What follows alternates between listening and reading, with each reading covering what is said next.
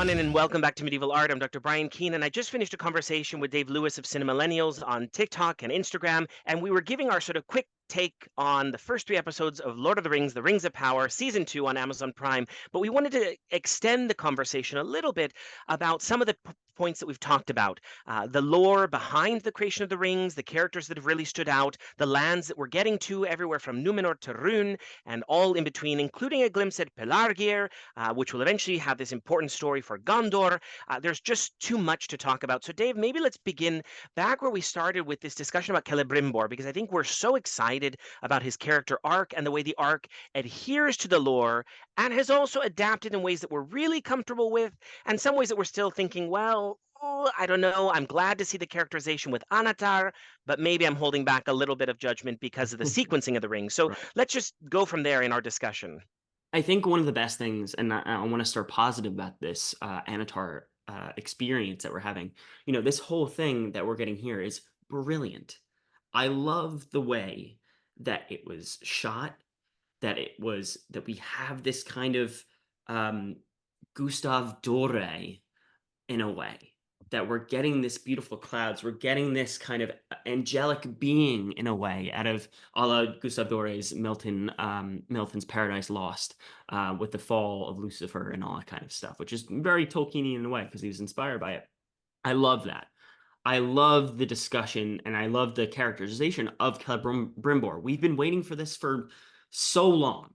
So many people like us have been waiting for this for so long because it is so important. It is the hinge on which everything in the Lord of the Rings relies on. I think, however, the way that they have approached the creation of the three rings before the other rings is more focused on what they would like to do to make an impact on the story so their name can be attached to Tolkien's works, as well as appeal to both A, the people that love the lore like we do, and B, the people that love universes, that love Marvel, that love Star Wars, that love everything that they want to know, every single thing and fact about it, because that's what gives them power in a way. It gives them power over other people saying, I know more than you. And I think that's what within Tolkien that I mean, it is in a way, yes, Tolkienian because knowledge drives, or the lack of knowledge drives everybody to whether it's from Numenor, where they want to live forever or have that immortality that or perceived immortality that they're told by Morgoth or that they're told by Sauron. The elves and how they want to have that knowledge to create more specifically Celebrimbor and the makers at or the creators, the smiths at Region want to The tap Gwaith i into Mírdain, the yeah. Gwaith Mirdain. Yes, thank Like, you. struggling for the words too. Yeah, right. So the things that they want to tap into, leading ultimately to their downfall to Sauron and Anatar. It kind of, and especially again with the roots of Hithaglir and the mystery boxes, that is a very popular motif or popular idea to um, push forward themes or to push forward characters to eventually get to a point that writers want to get to. That's the biggest thing that I have, and I think Brian has as well, is that kind of brings about things that you're losing the Tolkienian kind of feel to it, where you're losing the importance of the faith that brings about this clear thing. With when you have Halbrand and different versions of Sauron, which I thoroughly again enjoyed Jack Lowden's his portrayal of that very brief moment. To have Adar, to have Halbrand to try to expand to things that haven't been expanded to because they want to make a mark is kind of difficult for me. I agree. I mean, it's also there are so many exceptional characters in Tolkien's lore that if we're going to tell the story, why not tap into some of these other characters that we've been waiting for, hoping to get, and maybe we will get some of them. But I think when I first saw the stranger's appearance in season one, I was hoping that this would be Glorfindel, for example. I thought, here's a character from the lore who's in the halls of Mandos in Valinor and is sent back to Middle Earth. and has a similar role to the Ishtari and fits in the chronology and could be really exciting to sort of bring in and characterize and allow us to also be deceived. We could have assumed it was, Gandalf, but maybe it's Glorfindel. Maybe it still is. I mean, who knows? But there is so much there.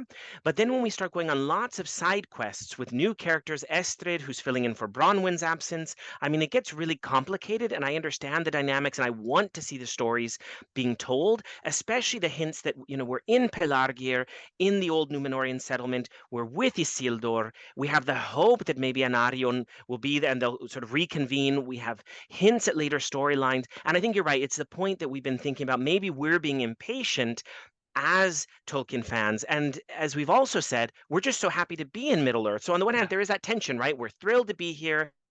We love what we're seeing. I love everything about the costuming, the set design, the music, the language. Leif McPherson, I mean, is doing incredible work. Bear McCreary, the soundtrack. I mean, there's lots of incredible moments and characterization. So perhaps we're being a bit too hasty on some things. I'll admit to that. Um, We're but being like that's the right. Yeah, hobbits with we're being Treebeard, the hobbits. essentially. Exactly. And I mean, you mentioned Treebeard, right? I mean, we have the Ents. We know that's happening. We saw the glimpse. The forest is moving. The roots are alive. The trees will speak.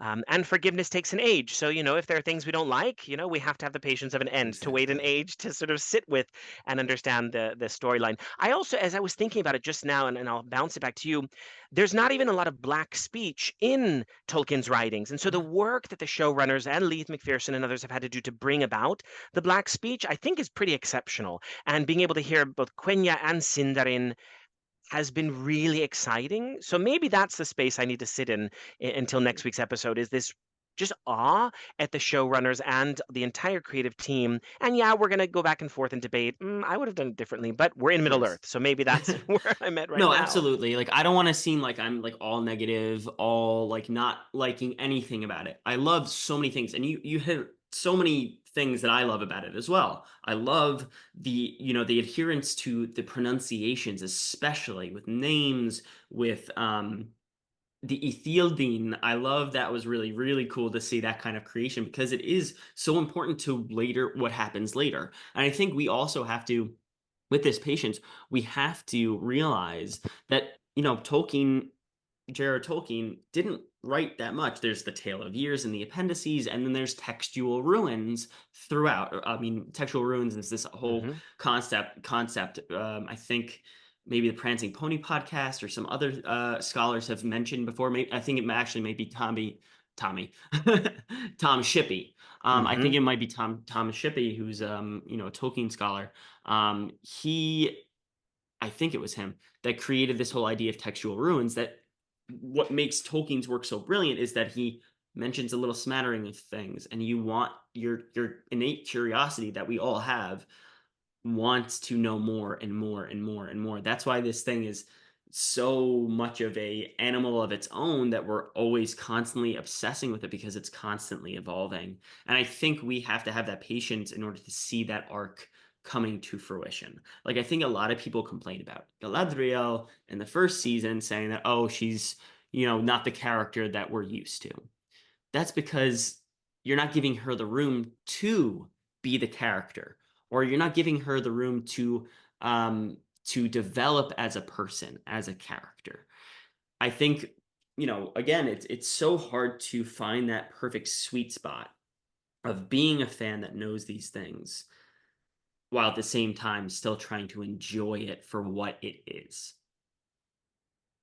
I think you're right. I mean, part of that's that tension that I keep sitting with because we see really incredible intentions on the part of the showrunners and the creative team. Yeah.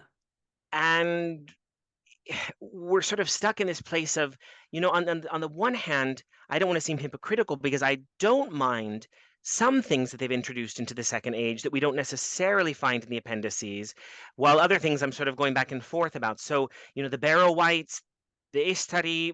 I'm great with that. Even Shelob, the Balrog, they're creating a world of characters and characterization. It's a world that we love. It's a world that's coming to life in ways that we've never seen. So I think that's really exciting for me. I think even the characterization that Sauron is so evil that evil and scary things in the world are repelled by him, with the sea worm. I mean, that's an incredible moment that sort of gives me hope that, okay, we are going to get great deep character development as we move forward.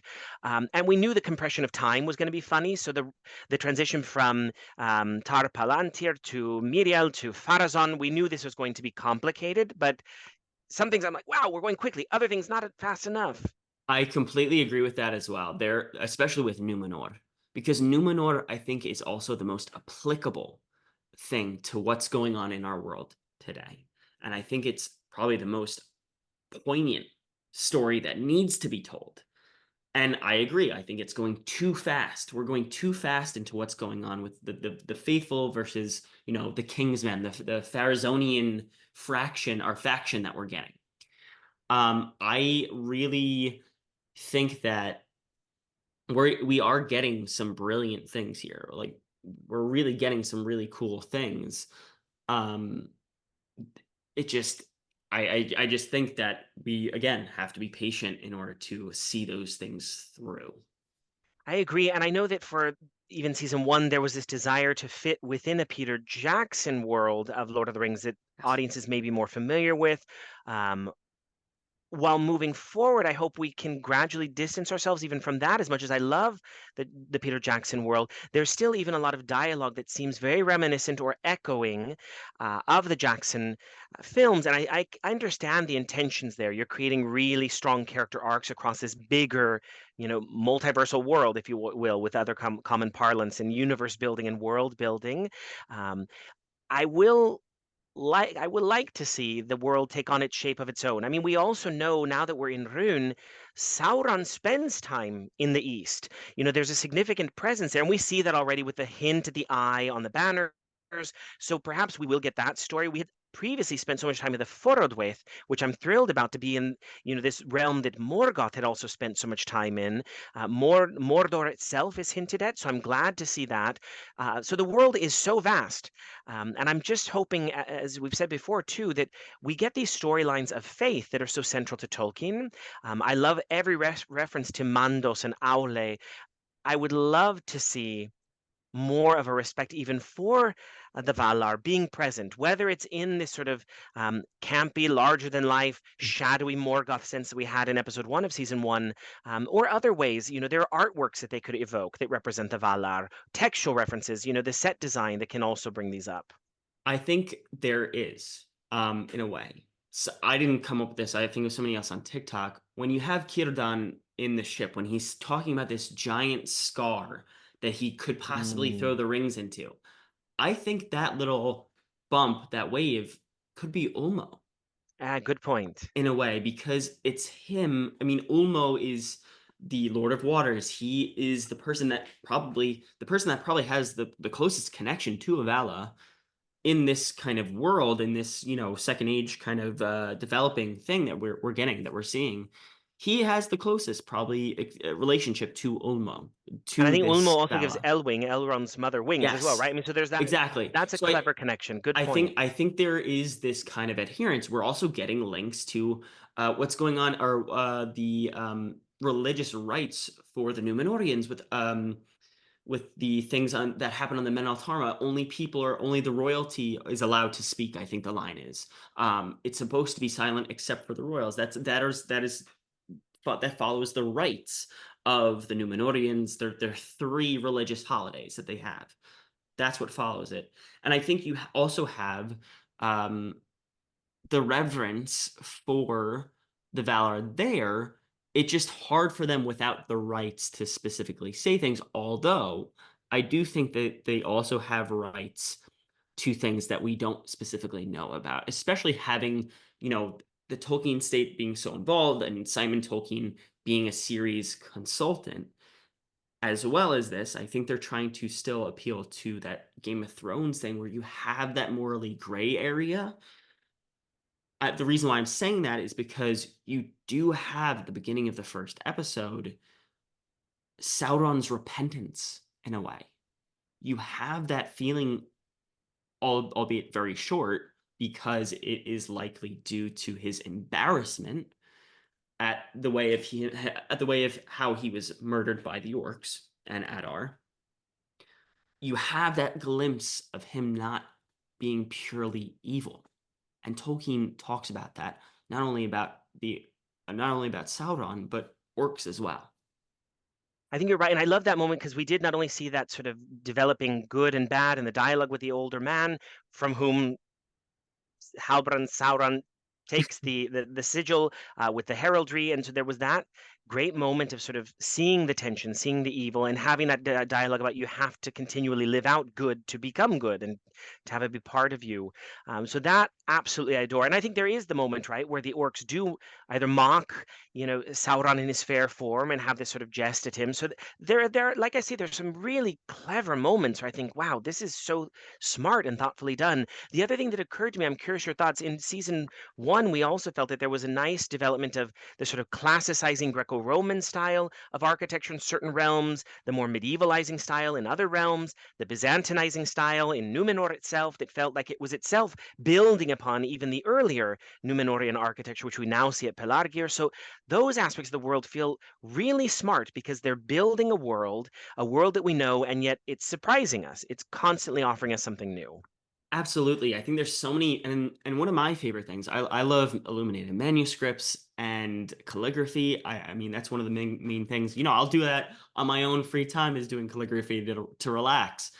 Seeing that letter from Celebrimbor to Durin Disa was really beautiful. I think we're getting a lot of really, really cool nods to our own history. And I know you guys will talk about that in the next episode of this show, in that we are getting a lot of beautiful glimpses. I mean, look at Miriel's mantle. Look Hmm. at the Greco-Roman, even more Byzantine kind of focus, really more Roman focus on the Hmm. aqueducts that we're getting, Hmm. the literal ruins that we're getting in Pelargir. I think their adherence to trying to ground the world, whether it be physically, through costumes and buildings, um, I think it's really cool to see that become reality within their world.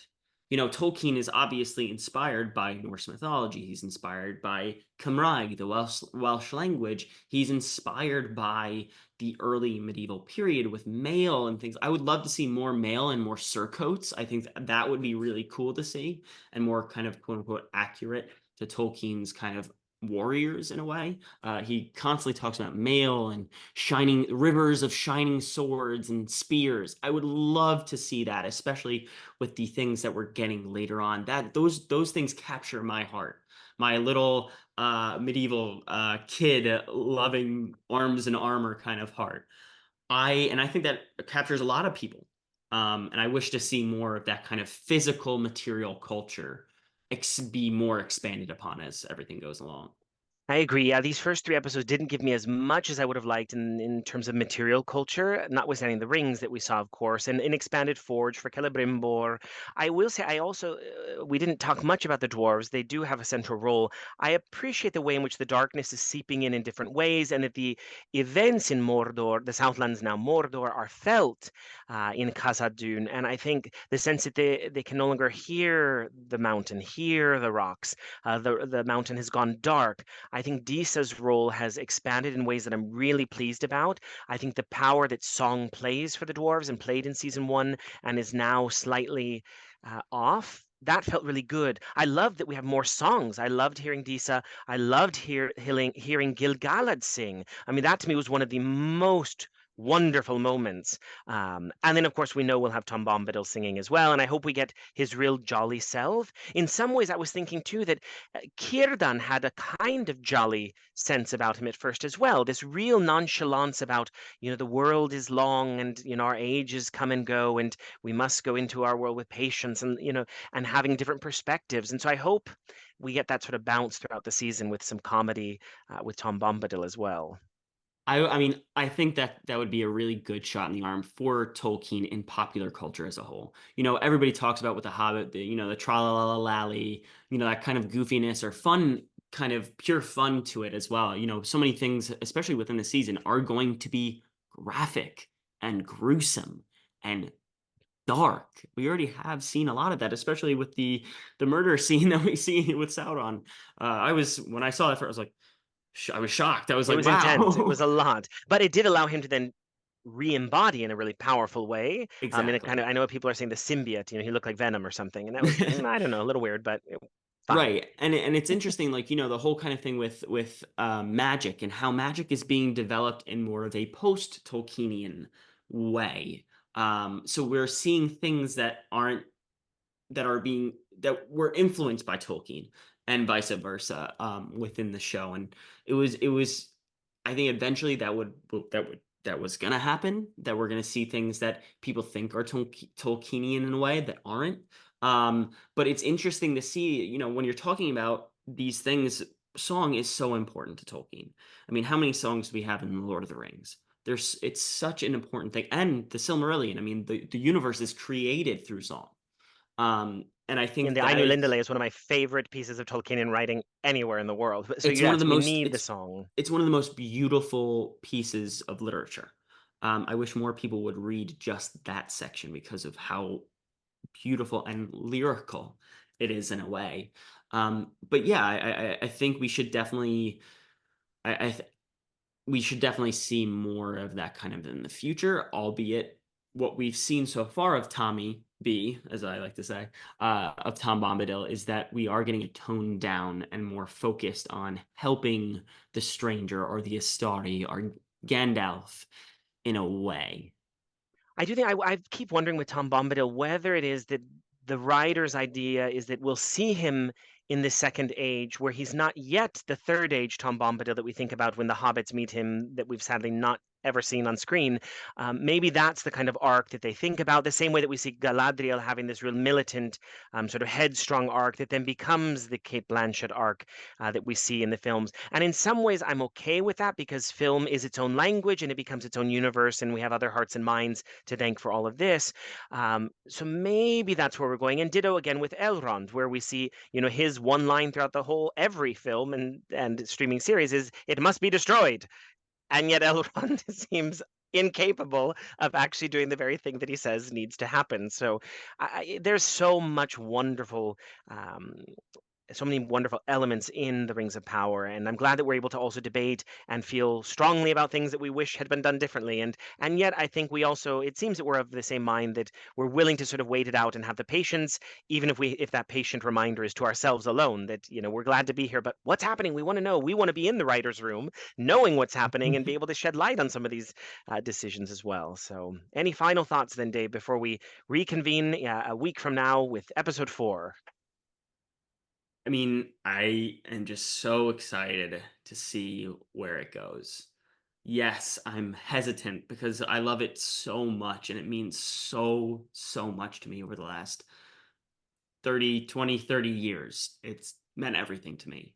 And that's the reason why I get so defensive and go so hard on so many things. But I want to see how other minds and hands treat it as Tolkien predicted, as myth and legend is so shaped by the world that we live in today. Agree, and I think I'll need to sit with Círdan's advice that he gives to Elrond as well about seeing things from a different perspective. And of course, it was other hands and minds. I think I was saying hearts and minds earlier. So I think I'm still world weary after staying up all night watching the 3 episodes and then watching them again. So if anything sounded completely incoherent, I blame it on just the excitement of being back in Middle Earth. So Dave, thank you so much for your time. And again, Namarie. Namaste.